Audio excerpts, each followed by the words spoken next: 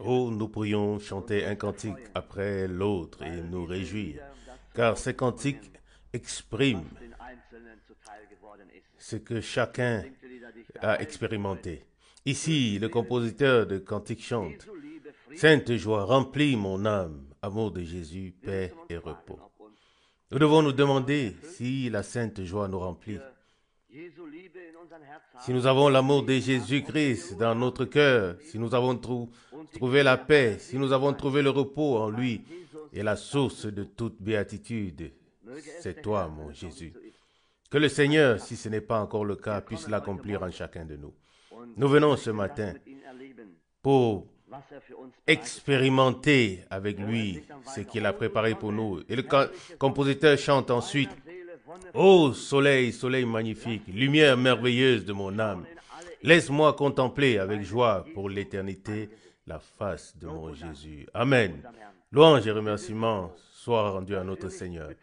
Nous sommes si heureux de ne pas avoir à être tristes comme les autres qui n'ont pas d'espérance. Mais nous avons l'espérance dans notre Seigneur, notre Dieu. Lisons peut-être une parole avant de lui rendre la gloire et l'honneur. Lisons un passage de Psaume 112. Il est dit ici au verset 1, « Alléluia, heureux l'homme qui craint le Seigneur, qui trouve son plaisir dans ses commandements. » Verset 2, « Sa postérité sera puissante sur la terre, la génération des hommes droits sera bénie. » Verset 3, « Il y a dans sa maison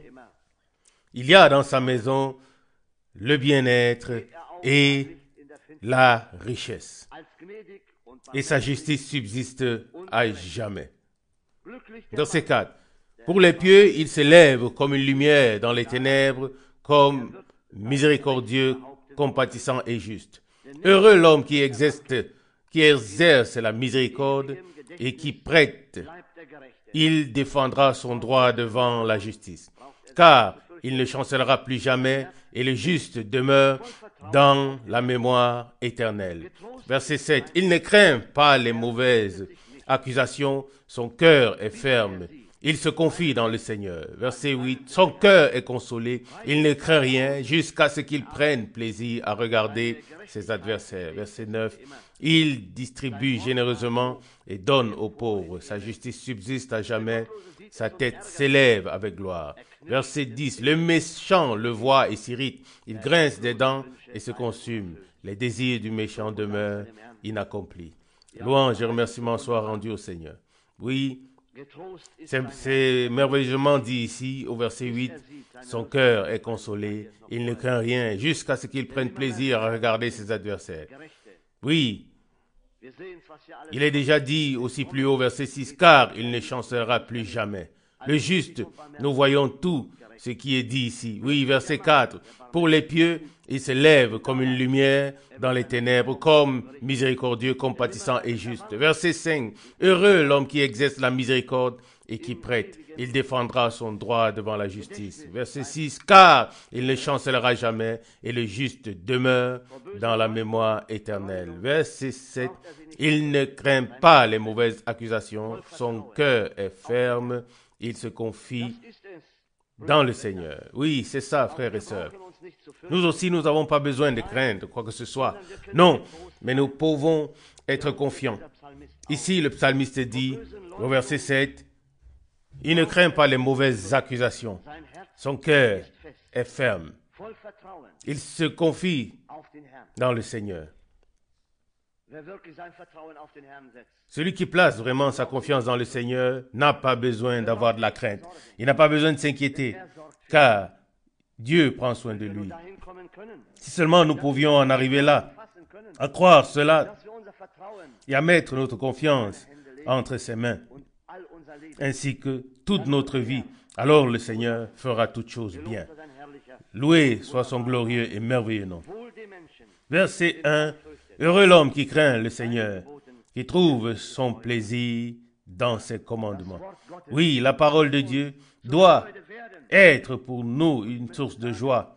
Et j'aimerais ajouter Nous ne pouvons pas simplement le prendre nous-mêmes, mais l'Esprit de Dieu doit nous donner la joie dans le Seigneur, dans sa parole. Qui l'a? Oui, qui l'a? Qui a cette joie? L'avons-nous reçue ou ne l'avons-nous pas? Ce n'est pas lorsque ce n'est que lorsque nous n'y trouvons aucune joie que nous négligeons la parole. Mais lorsque nous y trouvons de la joie, où elle est toujours devant nos yeux, et nous ne pouvons plus vivre sans elle. Non, nous devons la considérer tous les jours. Elle est devenue la lampe à nos pieds. Oui, nous ne pouvons plus nous passer d'elle. Nous savons que nous ne vivons pas seulement dans ce monde de pain terrestre, mais la parole est notre nourriture. C'est ce que le Seigneur nous donne pour notre homme intérieur. Sa parole, louange et remerciements soient rendus à son glorieux nom. Oui, nous sommes si heureux de pouvoir faire confiance au Seigneur, de pouvoir nous appuyer entièrement sur lui. Oui, parfois, notre confiance en lui n'est peut-être pas encore très solide, mais elle devrait le devenir afin que nous soyons fermement ancrés et enracinés. Oui, et alors nous pourrons vraiment compter sur son secours. Nous voyons tous ceux qui ont mis leur confiance dans le Seigneur, qui ont cru le Seigneur. Ils sont partis et ils étaient heureux des chemins qu'ils pouvaient emprunter avec le Seigneur. Et ils ne se souciaient pas de ce qui leur arrivait extérieurement. Ils ont toujours mis leur confiance dans le Seigneur. Et ils savaient que le Seigneur, oui, mènerait toutes choses à bien et conduirait tout. Lorsque nous lisons de David, nous voyons que cet homme était parfois découragé, opprimé en toutes choses, mais il pouvait toujours dire à la fin, le Seigneur est mon secours. Il est ma force. Il est tout pour moi. Amen. Et nous aussi, nous pouvons le dire. Oui, cela peut être, n'est pas toujours le cas dans notre vie, mais nous pouvons avoir confiance en notre Seigneur. Il est devenu tout pour nous et nous en sommes heureux. Lorsque nous lisons par exemple dans le psaume 13, David dit au verset 2, « Jusqu'à quand, Seigneur, m'oublieras-tu? Jusqu'à quand me cacheras-tu ta face ?» Verset 3, psaume 13, « Jusqu'à quand mon âme sera-t-elle dans l'angoisse, mon cœur dans la détresse, jour après jour? Jusqu'à quand mon ennemi se dressera-t-il contre moi ?» Verset 4. « Regarde, Seigneur, réponds-moi, Seigneur, mon Dieu, donne-moi la clarté, donne la clarté à mes yeux, afin que je ne m'abandonne pas, afin que je ne m'endors pas du soleil de la mort. Sinon, mon ennemi se glorifiera, je l'ai vaincu, et mes adversaires se réjouiront si je chancelle. » Mais voici le verset 6 qui suit, qui dit, « Non, j'ai confiance en ta grâce. Mon cœur exulte de ton secours. Je chanterai le Seigneur, car il m'a fait du bien. » Oui, cet homme, si l'on considère toute sa vie, n'a pas suivi un chemin facile. Oui, comme peut-être il aurait souhaité. Mais il a continué à avancer avec un seul but devant lui. Il savait vers qui il pouvait se tourner. Il savait à qui il pouvait tout dire, vers qui il pouvait se confier. Il a tout dit au Seigneur et c'est la meilleure chose que nous pouvons faire dans la vie, tout dire au Seigneur. Au verset 6, il est dit, au psaume 13, « Non, je fais confiance à ta grâce. » Et c'est peut-être ce dont nous avons besoin en ce jour. Nous devons faire confiance à la grâce de Dieu et savoir qu'il prend soin de nous. Même si les chemins semblent sombres, nous avons peut-être tous les jours des chagrins dans le cœur et différentes choses peuvent nous atteindre et nous entourer. Et peut-être, il y a beaucoup d'ennemis, comme pour le cas de David. Mais louange et remerciements, il est dit au verset 6, psaume 13, « Non, j'ai confiance en ta grâce. Mon cœur exulte de ton secours. Je chanterai le Seigneur, car il m'a fait du bien. Il était encore dans toutes ces choses, mais il avait déjà commencé à louer, à exulter. Oui, il avait déjà vu la grâce de Dieu et le secours de Dieu et tout le bien que le Seigneur a fait pour lui. Il s'est mis à chanter. Et nous voulons faire de même. Compter les bienfaits de Dieu. La plupart du temps, nous ne voyons pas ces choses parce que le malin veut nous les cacher afin que nous ne puissions pas les voir. Mais le Seigneur a fait de grandes choses pour nous. Il a fait de grandes choses pour nous. Et pour cela, nous voulons le chanter des louanges, glorifier son saint nom et lui rendre gloire pour tout. Il est bon pour nous. Louange et remerciement à son nom. C'est si merveilleux ici, comme David le dit au verset 6. Non, je fais confiance en ta grâce. Il savait que s'il comptait sur les hommes, il serait abandonné et perdu. Mais il s'est remis à la grâce de Dieu. Bien-aimés frères et sœurs, nous aussi, nous pouvons nous remettre à la grâce de Dieu et savoir qu'il fera toutes choses bien. La suite du verset 6. Mon cœur exulte de ton secours. Je chanterai le Seigneur, car il m'a fait du bien. Louange et remerciement. Je ne sais pas, peut-être que certains ne voient pas ce que le Seigneur a fait pour eux. Mais quand je regarde en arrière, je vois toutes les choses merveilleuses que le Seigneur a faites dans ma vie. Peux-tu les voir aussi, toi, frère ou toi, sœur? Pouvons-nous voir les choses et les bonnes choses que Dieu a fait pour nous? Oh oui. Alors mon cœur exulte ton nom, ton secours. Je chanterai le Seigneur car il m'a fait du bien. Oui, nous sommes heureux de pouvoir venir à lui, qu'il nous aide chaque jour et chaque heure. Ce matin aussi, nous voulons le louer et lui rendre gloire. Oui, ce compositeur de cantique dit, dans mon cœur brille une lumière éclatante, plus éclatante que la lumière du soleil. Oui, c'est comme ça. Qu'il en soit ainsi pour chacun de nous ce matin, pour la gloire de son saint nom.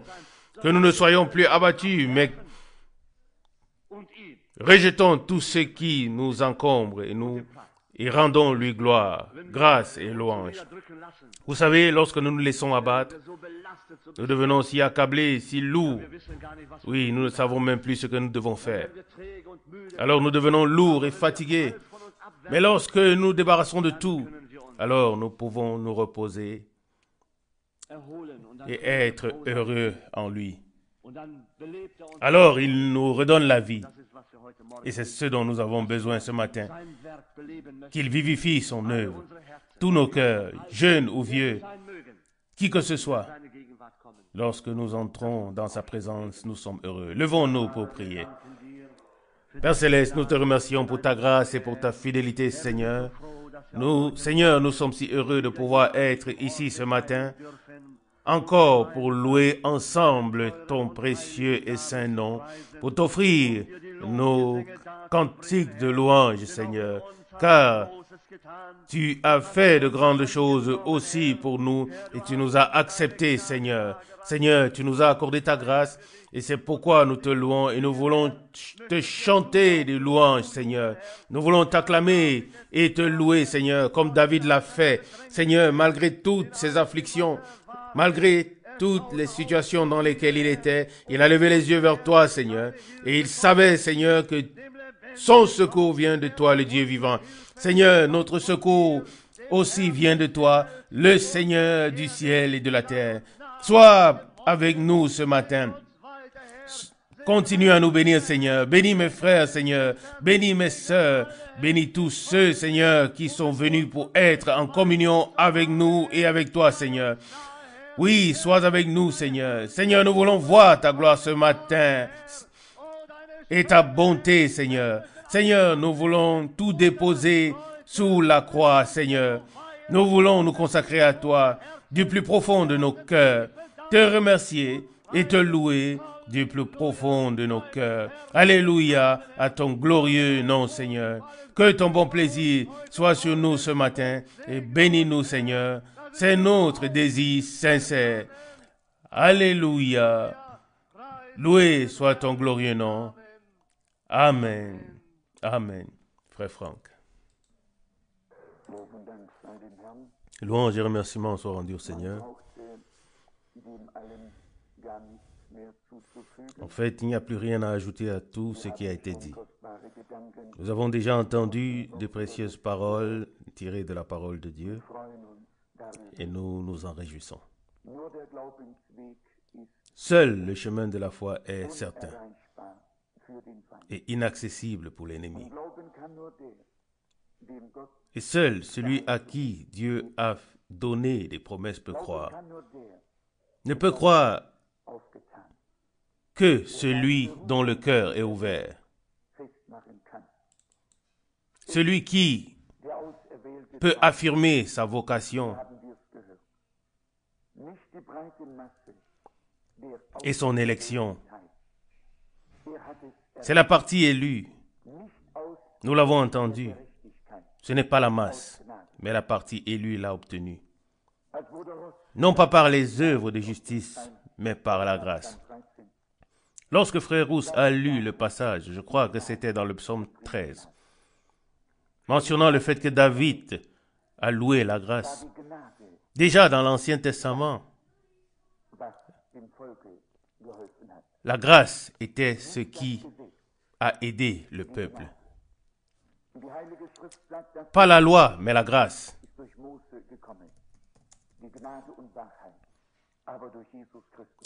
Et les Saintes Écritures disent, car la loi a été donnée par Moïse, mais la grâce et la vérité sont venues par Jésus-Christ, selon Jean 1, verset 17.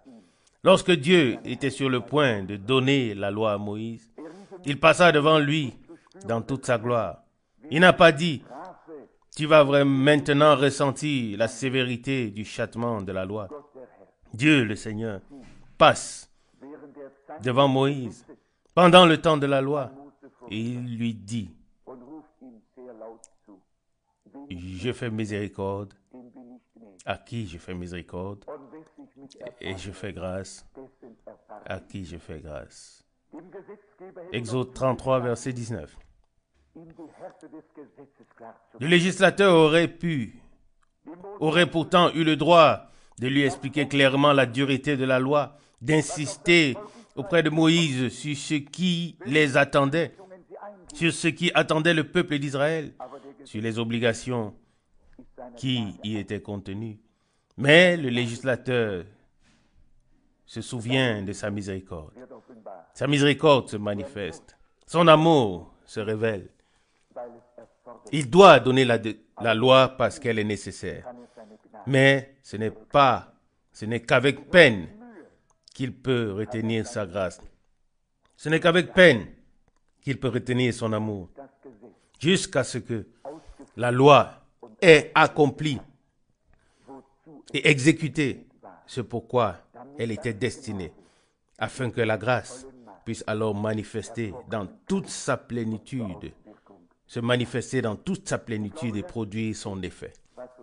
Et je crois que c'est ce qui nous anime, non pas par les œuvres de la loi, afin que personne ne puisse se glorifier. Que celui qui veut se glorifier dans le Seigneur. Jérémie 9, 23. Nous ne pouvons pas courir tout l'Ancien et le Nouveau Testament. C'était le même Dieu, la même grâce et le même amour qui ont été accordés à ceux qui ont mis leur confiance dans le Seigneur. Lorsque le compositeur de cantiques chante de la grâce, alors nous savons de quoi il parle. La grâce triomphe du jugement. Amen. Oui, la grâce de Dieu fera tout bien dans nos vies. Dans la foi, tout a déjà été accompli. Lorsque nous lisons tous ces passages de l'Écriture, la partie élue l'a obtenue. Romains 11, verset 7. Alors nous pensons à Apocalypse chapitre 2 et 3. Nous pensons aux 7 lettres aux églises. Le message de Dieu s'adresse à toute l'église.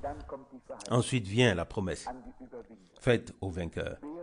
Celui qui vaincra héritera de ces choses.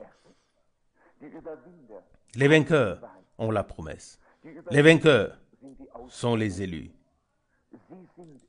C'est d'eux que Dieu peut et veut s'occuper, parce qu'ils croient en lui et lui font confiance. Peu importe comment nous sommes bons ou mauvais, ce qui importe, c'est que nous croyons Dieu. Il ne s'agit pas seulement de croire en Dieu. Même le diable croit en Dieu. C'est écrit dans l'épître de Jacques 2, verset 19. Beaucoup croient en Dieu. Même les meurtriers les plus brutaux croient. Quand il est écrit d'Abraham, il est dit, il crut Dieu. Il n'est pas écrit qu'il croyait en Dieu. Il est écrit, il croyait Dieu. Il croyait Dieu. Et en ce lieu, dès le début, dès le commencement, nous avons attaché une grande importance. Que ce ne soit pas des hommes qui parlent, mais Dieu, afin que notre foi puisse reposer sur la puissance de Dieu, que notre foi soit ancrée dans les paroles de Dieu, comme nous l'avons entendu dans l'épître aux Hébreux. Que l'encre de notre foi puisse pénétrer au-delà du voile, dans le lieu très saint, dans la présence de Dieu. Hébreux 6, verset 19. Et si nous avons reçu tout cela dans notre cœur par grâce, alors il ne peut pas être autrement. Oui, que Dieu veille alors sur sa parole pour l'accomplir. Et même si nous nous sentons parfois comme David, au point de dire, dans le désespoir, que Seigneur, combien de temps ça va encore durer? Nous ne pouvons plus le supporter. Et le Seigneur nous dit, soyez patients et persévérez dans la foi. Amen. Nous l'avons entendu. La patience et la foi marchent ensemble. L'impatience et l'incrédulité marchent aussi ensemble. Celui qui devient impatient est au fond prisonnier de l'incrédulité. Celui qui est patient croit. Abraham a dû persévérer dans la patience. Il n'a pas tout bouleversé autour de lui. Au contraire, tous étaient bénis, car il avait la promesse. Si nous rendons fous les gens autour de nous avec ceci et cela, cela prouve que nous ne croyons pas, que nous sommes impatients, que nous avons perdu notre stabilité, que tout nous échappe. Celui qui croit est patient, persévère, fait confiance à son Dieu. Amen. Ce sont parfois les petites choses qui nous déstabilisent en tant que des êtres humains. J'ai eu une conversation et la question a été posée, peut-on encore aller chez le médecin? Peut-on encore se faire soigner? Peut-on encore prendre des médicaments? Peut-on faire ceci et cela? Je voudrais dire ceci. Chaque être humain doit suivre son chemin avec Dieu. Personne ne peut rien dire ni décider pour l'autre. L'un a la foi qu'il s'en sortira sans docteur, sans médecin. Et tant que l'on est en santé, tout va bien, n'est-ce pas? Oui, tout va bien. Nous n'avons aucun souci à nous faire. Mais personne ne devrait juger ceux qui sont conduits autrement. Chapeau bas, si on le porte, chapeau bas devant tous ceux qui suivent directement le chemin de foi en toutes choses. Mais voilà qu'arrive une âme précieuse avec une douleur au cou. Excusez-moi de le dire ainsi, mais nous avons tous différents membres sur notre corps. Quelqu'un dit, mon ongle a poussé dans mon orteil. Puis-je aller chez le médecin? Alors là, on ne rigole plus. Ce n'est pas une maladie. C'est une chose qui peut arriver et qui doit être réglée. Parfois, quand nous avons un rhume, nous avons peur d'être devenus malades. Je ne sais pas d'où nous viennent ces pensées.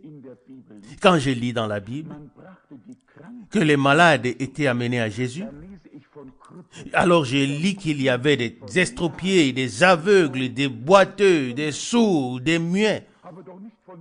Mais pas quelqu'un qui avait juste une grippe. Ou, vous comprenez ce que je veux dire? Nous perdons si vite notre équilibre et nous disons, oh mon Dieu, le bon Dieu est-il en colère contre moi si le médecin m'enlève l'ongle du pied? Ai-je alors perdu ma foi? Non, pas du tout. Ou voulez-vous boiter? Il est mieux de rester raisonnable. Mes enfants, nous ne devons pas nous laisser aller à l'extrême et perdre notre capacité de penser ou de réfléchir normalement. Respect à tous ceux qui ont la foi. Mais il y a des choses qui doivent suivre leur cours normal. Et on n'en parle pas. On le fait et c'est tout.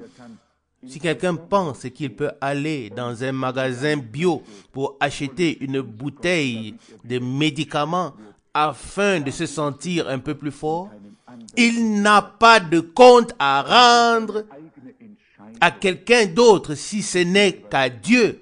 C'est sa propre décision. Comprenez-vous ce que je veux dire? Où allons-nous finir si nous commençons à penser ou à agir de cette manière?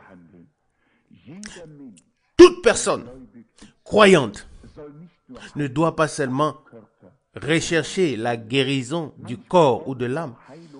Parfois, nous avons même besoin de guérison dans notre capacité de réflexion afin de pouvoir penser correctement, de pouvoir tout classer correctement et de ne pas devenir un fardeau pour nous-mêmes et pour les autres. La foi est raisonnable. Elle agit en conséquence.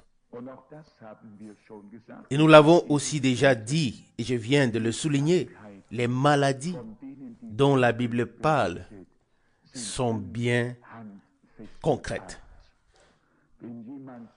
Si quelqu'un, et nous pouvons tous le lire, je viens de l'ouvrir ici dans Matthieu chapitre 15. Il y avait des estropiés, il y avait des aveugles, il y avait des boiteux, il y avait la souffrance. Oui, la souffrance physique directe. Matthieu 15, verset 30. Et on peut lire partout que lorsque les gens étaient amenés à Jésus, ce n'était pas seulement parce qu'ils avaient mangé quelque chose qui leur avait fait un problème dans l'estomac ou qu'ils avaient mal au ventre. Non, ce n'était pas le cas. Il s'agissait des personnes malades, aveugles, boiteuses, sourdes, muettes, paralysées, des personnes qui étaient frappées dans leur chair et pour lesquelles il n'y avait plus aucun espoir.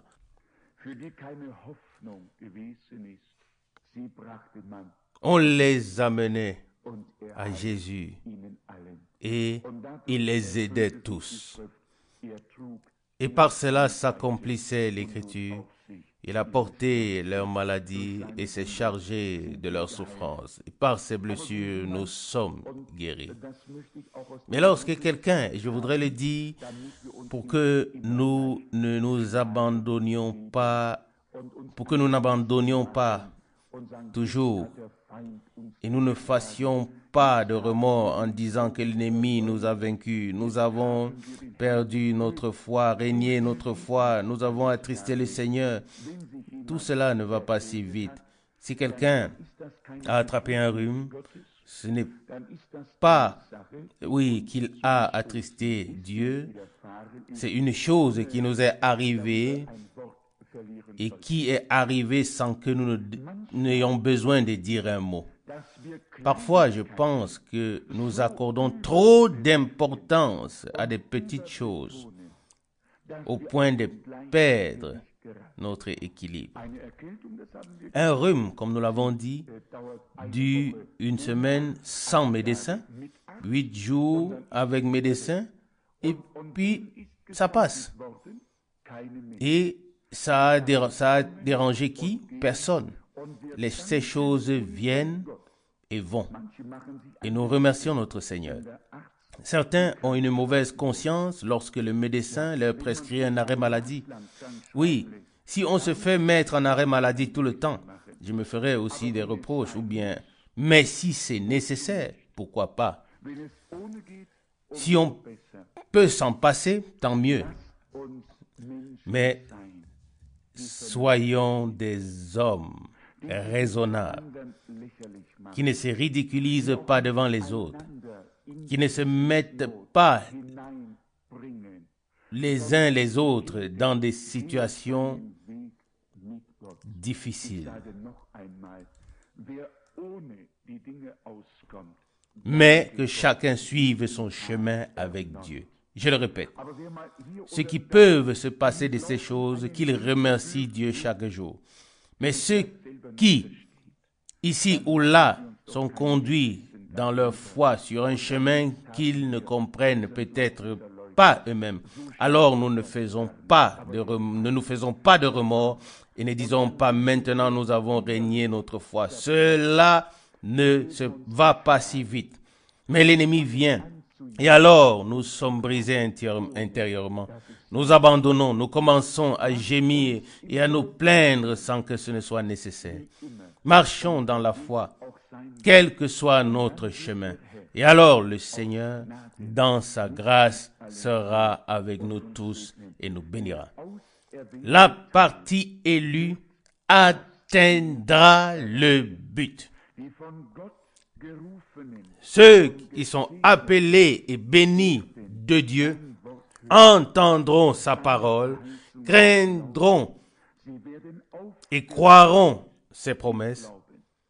Ils seront affermis dans la foi et iront de l'avant. Oui, ça aussi a été dit ici ce matin. Peu importe ce que nous pouvons ressentir sur le moment, cela ne change rien aux promesses que Dieu nous a données. Amen. Parfois, quelqu'un a un petit accident, que ce soit en voiture ou ailleurs, et aussitôt l'ennemi vient et dit, tu vois maintenant, n'est-ce pas? Où est ta foi? Que diront les frères et les sœurs? C'est une mauvaise manière de penser. Celui qui croit n'en parle pas. Il se réjouit d'avoir eu la vie sauve, que les dégâts matériels puissent être réparés et que nous puissions continuer à aller de l'avant avec notre Dieu. Que signifient toutes ces futilités dans le royaume de Dieu? Voulons-nous être des mouches et avaler des éléphants? Allons de l'avant dans la foi et rendons grâce à notre Dieu pour tout, en toute situation. C'est sans doute David qui a reçu quelque part comme une gifle. En ce moment-là, il n'avait certainement pas de psaume. Qu'est-ce que c'était exactement? Il aurait eu tout pouvoir pour lever la main ou demander à quelqu'un d'autre de le faire. Mais il dit simplement, laissez-le faire. C'est le Seigneur qui le lui a ordonné. Et c'était tout. Il n'est pas resté assis pendant des jours à se demander pourquoi cela m'est-il arrivé maintenant et qu'ai-je fait encore? Pourquoi Dieu dans le ciel soit miséricordieux envers moi et que tu es... Oh, tout ça me cause beaucoup de soucis. Ça te cause du souci? Je ne sais pas pourquoi. Notre Dieu, si notre Dieu s'occupait de toutes ces petites choses que nous avons parfois, c'est déjà grave que nous nous en occupions. S'il devait le faire lui aussi, je ne sais pas ce qu'il pourrait faire ensuite. Il a suffisamment de grandes choses à faire. Et nous devrions enfin comprendre que, comme cela nous a été dit, Nous devons remercier Dieu en toutes circonstances, car tout ce qui arrive est pour notre bien. Si nous ne voyons pas les choses du point de vue biblique, nous serons toujours en conflit avec nous-mêmes, avec Dieu et avec les autres. On cherche à tout corriger, pourquoi ceci est ainsi, pourquoi ceci est ainsi, et les choses passent, nous vieillissons, nous nous morfondons, et nous n'avons rien changé à toute la chose. Celui qui croit, lui, il est agréable. Il est bon, oui, par la bonté de Dieu. Et il avance dans la foi. Je ne pense pas qu'Abraham ait attrissé et attiré l'attention de quelqu'un et qu'il se soit plaint que Dieu n'agissait pas assez vite et que les choses ne se passaient pas comme il le souhaitait. Nous lisons d'Abraham qu'il croyait Dieu et qu'il ne tomba pas dans l'incrédulité. Et ceux qui tombent eux-mêmes peuvent très vite faire tomber d'autres. Nous le savons très bien.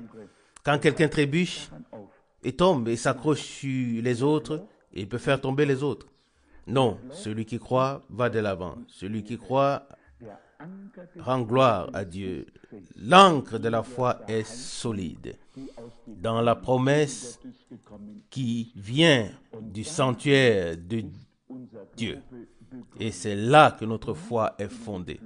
Pas dans les sentiments, pas dans ce que nous pouvons ressentir sur le moment, pas dans le fait que nos pieds soient en bon état ou fatigués, que nous ayons du travail ou non, que nous ayons de l'argent ou non. Notre foi ne peut pas dépendre de ces choses. La foi est une chose spirituelle, elle appartient au domaine surnaturel et nous a été donnée par Dieu comme un don dans notre cœur. C'est avec cette foi que nous nous couchons et que nous nous levons. La foi est un don de Dieu et sans la foi, il est impossible de plaire à Dieu. Et c'est pourquoi nous voulons suivre ce chemin de foi, ne rien surévaluer, mais diriger notre attention vers Dieu, vers sa parole, vers ses promesses. Que nous ne tombions pas nous-mêmes et ne devenions pas des pierres d'achoppement pour les autres, mais que nous honorions Dieu par la foi et avancions ensemble jusqu'à ce que nous ayons expérimenté et reçu toutes les choses que Dieu nous a promises dans sa parole. Amen. Abraham aurait certainement eu le droit, après toutes ces années, de dire, Seigneur, qu'en est-il de la promesse? Mais, comme nous l'avons entendu, Dieu, ne pouvant pas jurer par un autre, jura par lui-même, selon Hébreux 6:13. Il jura par lui-même pour faire comprendre à Abraham que j'ai parlé et ce que j'ai dit est irrévocable. Oui, tu peux compter dessus. C'est vrai. Dieu n'avait pas précisé le moment. Et nous devons le comprendre, que la parole de Dieu est absolue et que les choses qu'il a promises sont irrévocables. Mais nous ne pouvons pas fixer le moment, le temps. Et il ne nous l'a pas dit non plus, car ce ne serait plus de la foi. Dieu fait toutes choses bien et juste. Si seulement nous nous attachons à lui de tout notre cœur, si nous lui faisons entièrement confiance, si nous gardons ses promesses dans notre cœur, et si nous le remercions en tout temps de nous les avoir donnés. Il peut en effet arriver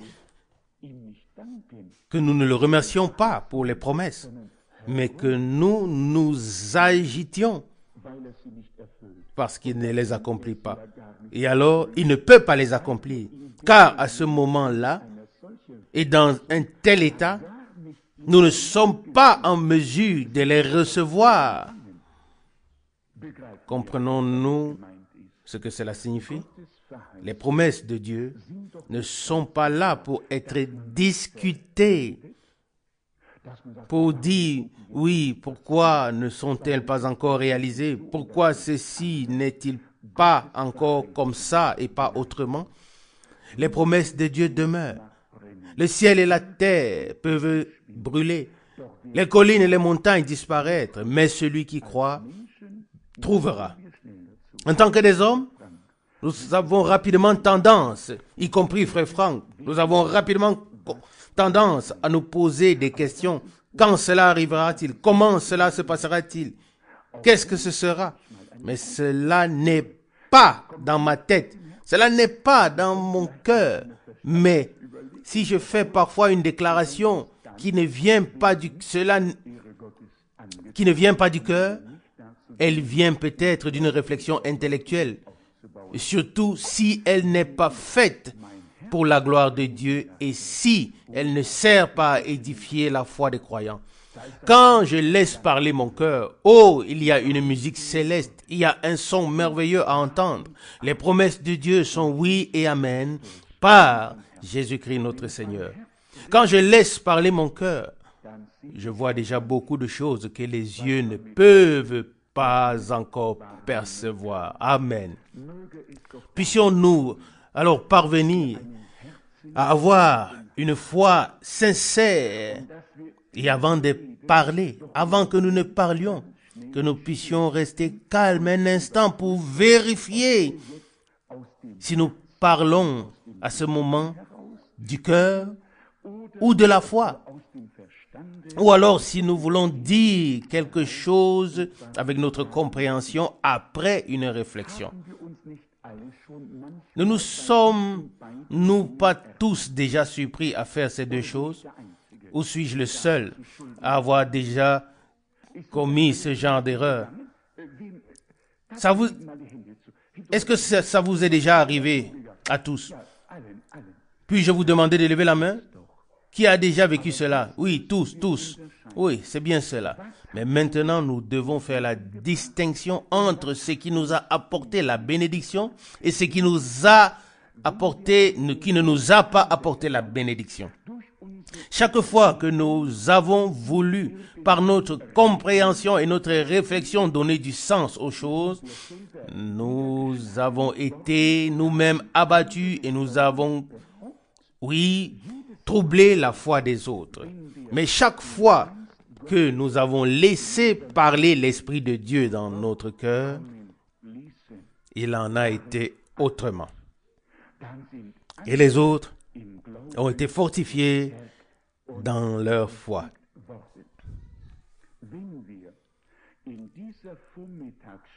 Si nous n'avons rien appris d'autre ce matin, alors que Dieu nous accorde, à partir de maintenant, la distinction que avant de parler, nous puissions savoir qui s'exprime à travers nous. Si c'est l'Esprit de Dieu qui parle dans notre cœur, fondé sur les promesses de Dieu, ou alors si nous sommes sur le point de laisser parler notre compréhension. Nous devrions nous poser cette question à chaque fois. Car ce qui vient de la compréhension ne pourra jamais porter de fruits spirituels. Au contraire,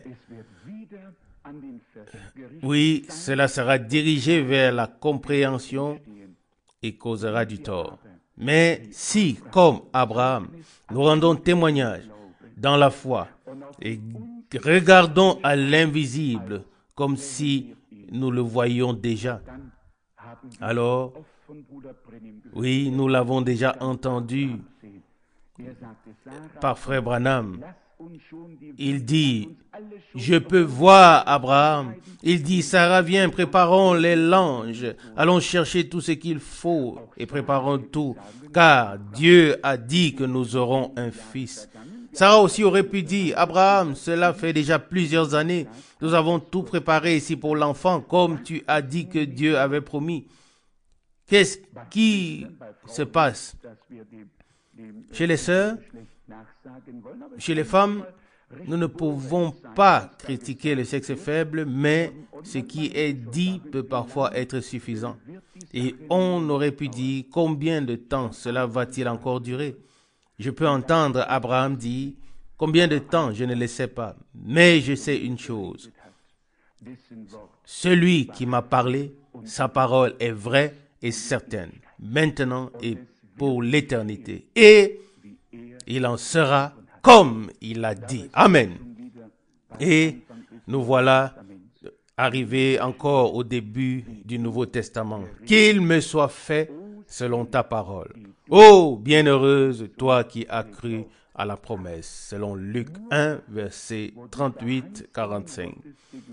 Ce n'est que là où les promesses de Dieu sont crues et où l'on attend leur accomplissement, ce n'est que là que l'Esprit de Dieu vivifiera au moment opportun et accomplira la parole par grâce. Amen. La partie élue d'Israël l'a obtenue en ce temps. La partie élue des nations l'obtiendra par la grâce de Dieu. Nous aussi en ce temps. Et j'espère que personne ne se dira, eh bien, ils se permettent beaucoup de choses. Personne ne se permet quoi que ce soit ici. Nous sommes simplement reconnaissants à Dieu de nous avoir parlé par sa parole et par son esprit, comme il a parlé autrefois à Abraham et à ses serviteurs et prophètes et avec son peuple au travers de tous les âges. Seul celui à qui Dieu a parlé peut croire. Seul celui à qui Dieu a donné des promesses peut croire. On ne peut pas simplement croire. Ce n'est pas possible. Oui, on peut croire, mais on croit quoi? Celui qui veut croire, comme dit l'Écriture, doit d'abord recevoir les promesses de la parole de Dieu dans un cœur pur et bon, et Dieu fera le reste en nous par grâce. Amen. Levons-nous et prions. Seigneur, de tout cœur, nous te remercions pour ta fidélité, comme tu as gardé et préservé tout ton peuple depuis le commencement. Amen. Nous te remercions pour ta grâce, pour ton amour, pour tout. Et nous te prions, Dieu fidèle, fais de nous des hommes qui marchent dans tes voies, des hommes qui te croient et qui te font confiance, qui laissent et gardent ta parole dans leur cœur, qui laissent ton esprit parler en eux et l'expriment par leur bouche. Dieu fidèle, oui, prends-nous tous, ô Seigneur, afin que nous puissions nous édifier les uns les autres dans ton amour, ô Seigneur. Nous te remercions pour ton peuple élu, pour ta troupe rachetée par ton sang, pour tous ceux que tu as destinés en ce temps pour entendre et croire ta parole et tes promesses. Que ta bénédiction repose sur nous tous par grâce. Nous te remercions pour cela au nom de Jésus. Amen. Amen.